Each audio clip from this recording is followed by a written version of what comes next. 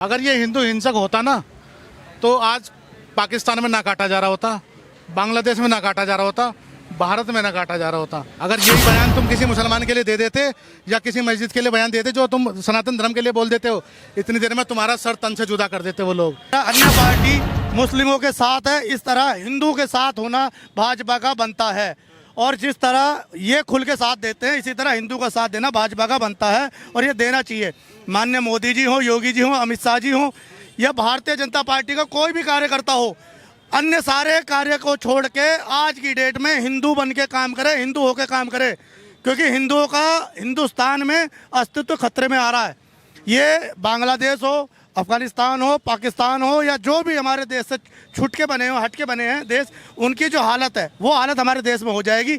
ये हम सब इसलिए हम भाई चिंतित हैं और हमारा आवाम से, अपने पूरे हिंदुस्तान से ये कहना है, जो हिंदू और हिंदुस्तान के साथ है हम उसके साथ हैं, और जो हिंदू और हिंदुस्तान के खिलाफ है हम पूर्णतः उसके खिलाफ है। जब जब भारत पाकिस्तान में सत्ता के नाम से लड़ाइयाँ शुरू होती हैं, सत्ता परिवर्तन की बात होती है, तो भारत के कुछ बुद्धिजीवी ऐसी बातें निकाल कर लाते हैं कि वो एक सत्ता परिवर्तन के लिए आंदोलन हो रहा था। लेकिन उसकी आड़ में जब जब ऐसी परिस्थितियां पैदा हुई हैं तो सत्ता परिवर्तन का खेल नहीं, असल में हिंदुओं को एक तरह से उनको उस देश से खदेड़ने की प्लानिंग की जाती है। ऐसा ही बांग्लादेश में हुआ। शेख हसीना भाग के भारत में आ गई, लेकिन वहाँ पे लाखों हिंदू परिवार जो वहाँ रह रहे थे उनको उस स्थिति में छोड़ दिया कि ना वो जीने लायक रहे ना वो मरने लायक रहे। आज स्थिति ऐसी हो गई है कि उनकी बहन बेटियों को घर से निकालकर वही दौर जो 1947 में अपनाया गया था कि उनके साथ बलात्कार करना, फिर उनको मार देना, ऐसा ही 1991 में जो है कश्मीर में हुआ था,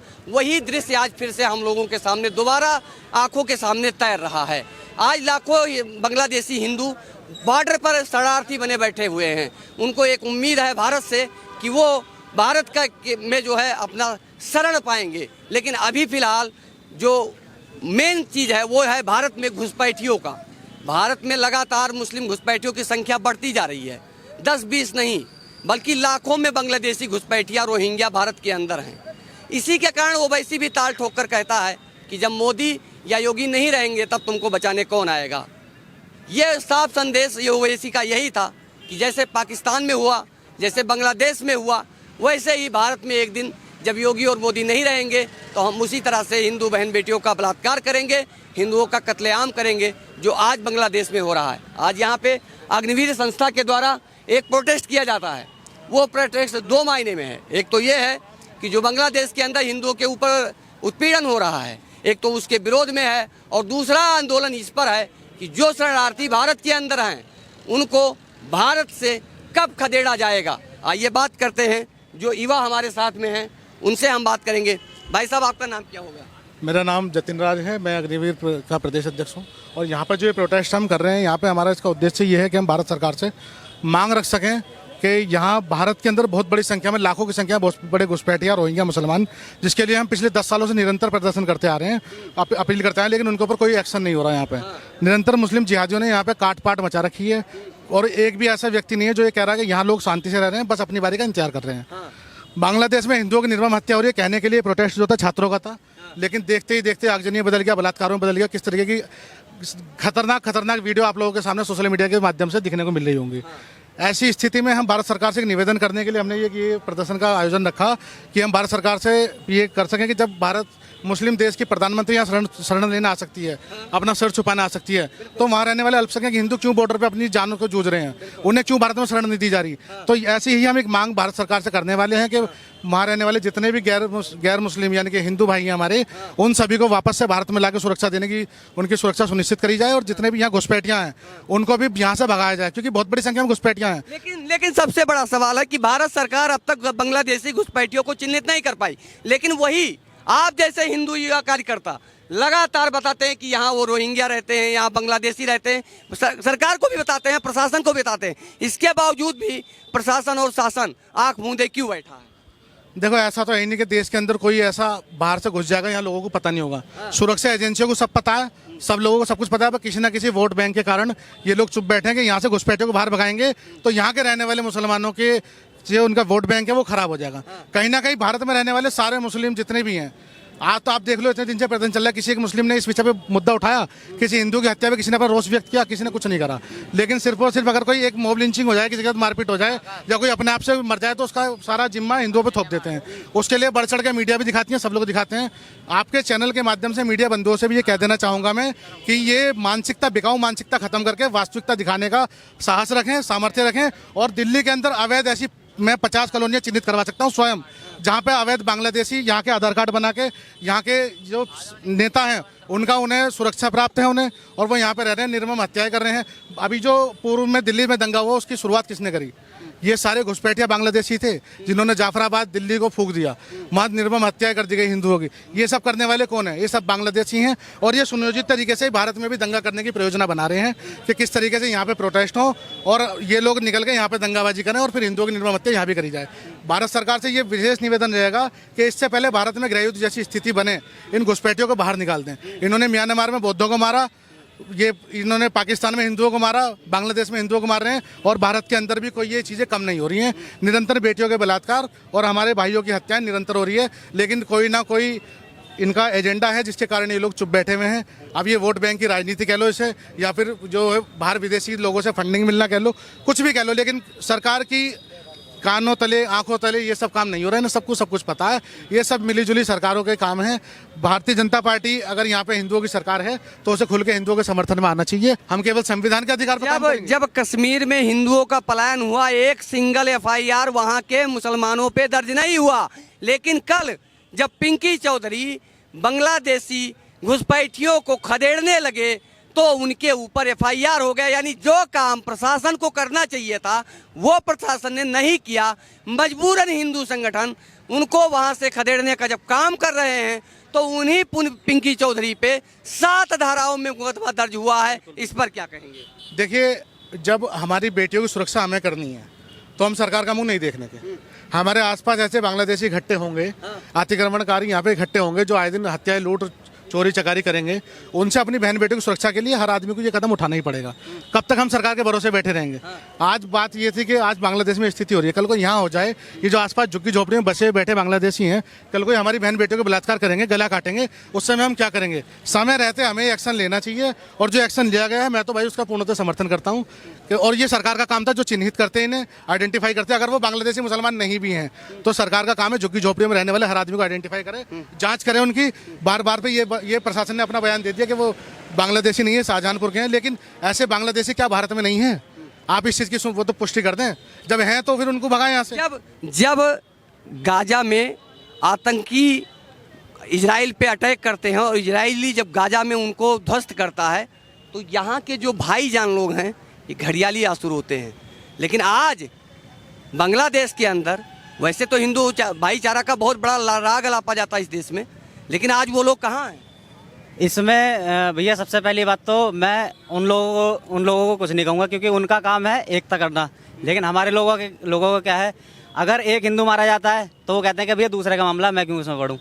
हमने आज जो प्रोटेस्ट किया वो इसीलिए किया कि अपने लोगों को हम ये बता सकें कि किस तरह से तुम्हारे साथ में बर्बरता होने वाली है, जो आज बांग्लादेश में हुई है, पाकिस्तान में जो हो रही है, या कश्मीर में जो अपने ही देश में हो चुकी है, वो आपके साथ में कब होगी, उत्तर प्रदेश में कब होगी, गाजियाबाद में कब होगी, या आपके मोहल्ले में कब होगी। उसका कोई दिन निर्धारित नहीं है, वो कभी भी हो सकती है, वो आज भी हो सकती है, वो कल भी हो सकती है, हो सकता है 2-4 साल बाद हो, लेकिन होगी जरूर। तो हमारे जितने भी भाई हैं उन सभी को हम ये संदेश देने के लिए आज हमने प्रोटेस्ट किया है कि यहाँ पे एकत्रित होकर सब ये प्रण लें अपने अंदर कि किसी भी तरीके से किसी भी घुसपैठियों को हम लोग स्वीकार नहीं करेंगे। आज बांग्लादेश और पाकिस्तान में जो बचे खुचे हिंदू हैं वो ना ब्राह्मण हैं ना वो ठाकुर हैं, वो उसी OBC और दलित समाज से आते हैं जिनके नेता यहाँ पे जय भीम जय मीम का नारा लगाते हैं।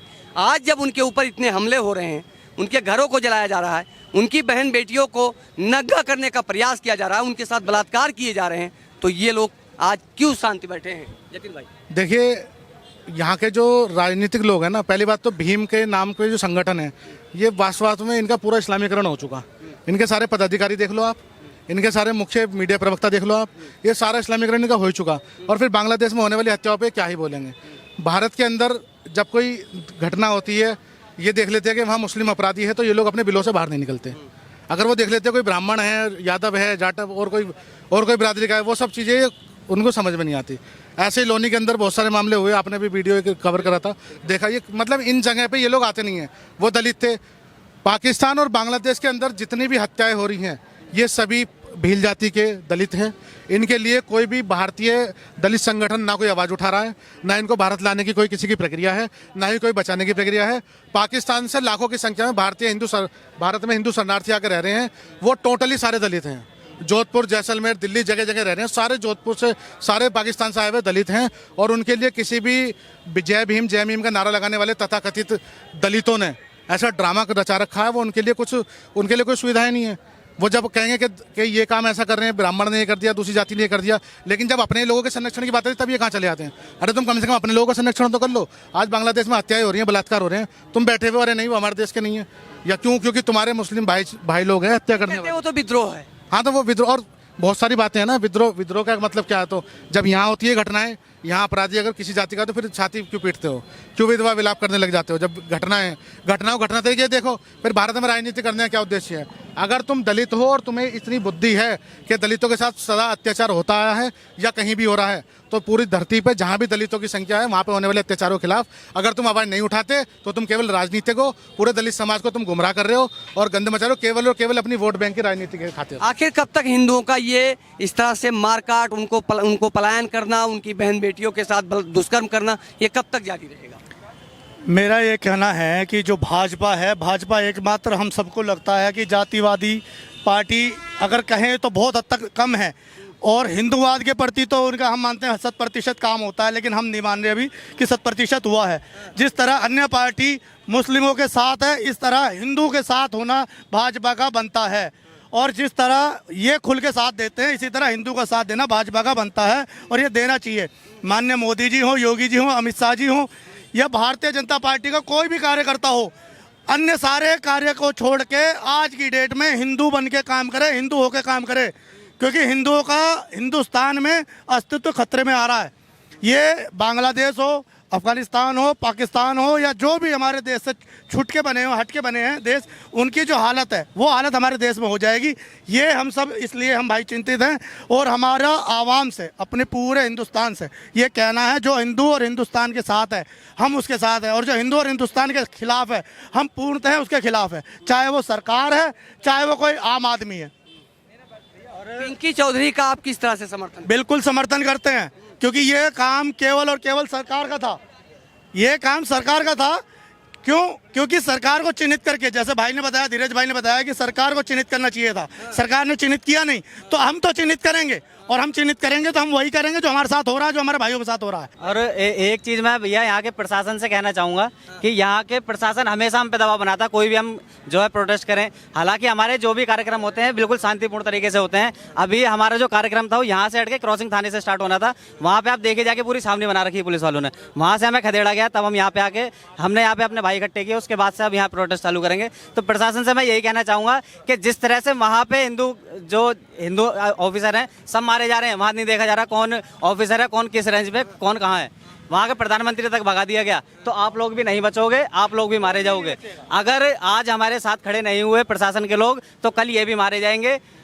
और ये बहुत गलत होने वाला है प्रशासन के साथ भी और हमारे साथ भी। ओवैसी का एक बयान आया था बहुत समय पहले, चुनाव में ही, जब उत्तर प्रदेश का चुनाव था, तब एक बयान आया था कि योगी मठ में चले जाएंगे, मोदी जी हिमाचल चले जाएंगे, हिमालय में चले जाएंगे, तब तुम्हारा क्या होगा। क्या ये जो ओवैसी की नहीं, ये ओवैसी की दूरदर्शिता है कि बांग्लादेशी और पाकिस्तानी जब हम एक हो जाएंगे तब? बिल्कुल, ये उसकी चेतावनी थी। खुला उसे पता था कि ऐसा होना है, और ये इन सब की लामबंदी है। ये यही नहीं है, हिंदुस्तान के खिलाफ आप ये देखो, जितने भी मुस्लिम देश हैं, उन मुस्लिम देशों में कहीं भी कोई भी खुश नहीं है, हो ही नहीं सकता। जहाँ जहाँ मुस्लिम है वहाँ वहाँ अपराध है, वहाँ वहाँ चोरी चकारी है, वहाँ वहाँ लूटपाट है, वहाँ हत्याएं हैं, बलात्कार हैं। जहाँ हिंदू है वहाँ असहिष्णुता नहीं है, वहाँ सहिष्णुता है। और हमें असहिष्णु कहते हैं ये लोग। ओवैसी को भी मैं जवाब दे देता हूँ, ओवैसी हो या उसके जैसे और कट्टरपंथी मुस्लिम हो, मैं सबको कह रहा हूँ, हम सब हिंदू, जागरूक हिंदू हैं। हमारी बेशक संख्या कम है, लेकिन हम तुम सबके लिए काफ़ी हैं, हर तरह से काफ़ी हैं। 13 अखाड़े, 4 शंकराचार्य, हजारों महामंडलेश्वर, लाखों में महंत, पुजारी, पंडे जिनका व्यवसाय हिंदू धर्म से चलता है, वो छोटे छोटे मुद्दों पे बीजेपी की टांग खींचने में आगे हैं। वो राम मंदिर नहीं जाएंगे, लेकिन अडानी के यहाँ, अंबानी के यहाँ पत्तल चाटने जाएंगे। आज इतना बड़ा हिंदुओं के साथ इतना बड़ा पलायन और इतना बड़ा नरसंहार हो रहा है, इनका क्या दायित्व नहीं है इसमें कूदने का? इसमें केवल रामभद्राचार्य जी, श्री श्री रामभद्राचार्य जी ने अपनी टिप्पणी दी है, अन्यथा किसी शंकराचार्य ने नहीं दी। और ये बड़ी दुर्भाग्यपूर्ण बात है, हम सब सनातनियों के लिए भी बहुत दुर्भाग्यपूर्ण बात है कि हम जिन्हें पूछते हैं, जिन्हें हम सब पूछते हैं, हमारे माता पिता, हमारे बड़े सब पूछते आए हैं, उन्होंने कोई भी टिप्पणी नहीं दी। उन्हें हमारे हिंदू हित की, हमारे हिंदुस्तान के हित की कोई चिंता नहीं है। और ये मैं बड़े दुख के साथ कह रहा हूँ, उनको अपनी जीवनी समझनी चाहिए, अपना कर्तव्य समझना चाहिए कि वो कौन है, वो हिंदू हैं और हमारी वजह से वो शंकराचार्य हैं, तो अपना कर्तव्य निभाएं। देखिए, ऐसा है कि जितने भी हमारे महंत हैं या जो भी हमारे धर्म गुरु हैं, उन्हें मेरे हिसाब से तो अभी तक ये ज्ञात है ही नहीं कि जब हिंदू ही नहीं रहेंगे तो ना तो मठ रहेंगे, ना मंदिर रहेंगे और ना महंत रहेंगे, वो भी काटे जाएंगे। अगर हमारे धर्म गुरु ही धर्म की रक्षा नहीं करेंगे और हमें जो प्रेरित नहीं करेंगे, तो हम जो है किस तरह से काम करेंगे और किस तरह से धर्म की रक्षा होगी? जब तक हमारे धर्म गुरु युवाओं को इस काम के लिए प्रेरित नहीं करेंगे, युवाओं को आगे नहीं करेंगे या उन्हें शिक्षा नहीं देंगे, तब तक इसी तरह से काटे जाएंगे। और उन धर्म गुरुओं के लिए एक बात और है कि अगर हम काटे जाएंगे तो बचोगे आप भी नहीं। बोलना स्टार्ट कर दो। धर्म गुरुओं से मेरा निवेदन है और मेरा आग्रह है हाथ जोड़ करके कि भैया, धर्म गुरु का काम है धर्म की रक्षा करना, धर्म का प्रचार करना, उसे आप स्टार्ट कर दो। आप बिना मतलब में मठ में बैठ के जो है अपने शरीर की पूर्ति मत करो। जो काम आपको दिया गया है, जो काम आपको धर्म के प्रति दिया गया है, उस काम को निष्ठा से निभाइए। बस इतने कहना चाहूँगा जितने भी महंत हैं उन सभी के। आज जिस देश में यत्र नार्यंत्र पूजन्ते रमणते तत्र देवता का एक शब्द मूल मंत्र हर घर में गूंजता है, आज उसी नारी की अस्मिता खतरे में है। बांग्लादेश में बहन बेटियों को खींच खींच कर मारा जा रहा है, उनके साथ बलात्कार किया जा रहा है। ऐसे में हमारे साथ नारी शक्ति मौजूद है यहाँ पे, हम उनसे भी बात करेंगे कि वो किस तरह से देखती हैं इस पूरे प्रकरण को। क्या नाम होगा आपका? मेरा नाम अदिति है। अदिति जी, क्या लगता है जिस तरह से बहन बेटियों को इस समय खुलेआम वहाँ पे घसीट कर मारा जाता है, उनके साथ बलात्कार किया जा रहा है, इसको लेकर आप क्या कहेंगी? इसमें कहीं ना कहीं हमारे प्रशासन की भी गलती है। और यहाँ पे ऐसा लगता है कि जब बांग्लादेश और पाकिस्तान में ये सारी चीज़ें हो रही हैं, तब से उन्होंने एक भी मुद्दा नहीं उठाया अभी तक ना कोई। अगर देखा जाए तो अभी लास्ट टाइम जब इलेक्शन हुए थे तब भी काफ़ी पॉलिटिक्स में इतनी सारी चीज़ें चर्चाएं में चलती हैं। कोई अगर असेंबली में गलत बोल देता है तो उसके भी टॉपिक्स बना दिए जाते हैं, लेकिन उस मुद्दे के ऊपर कोई रेज ही नहीं कर रहा है पॉइंट। यहाँ तक कि हमारे यहाँ की लड़कियाँ भी अनसेफ हैं, उनका भी मुद्दा दबा दिया जाता है, ना ही उनको ज़्यादा दिखाया जाता है। तो ये सारा प्रशासन की नज़रों में लाने के लिए आज हम यहाँ इकट्ठे हुए हैं।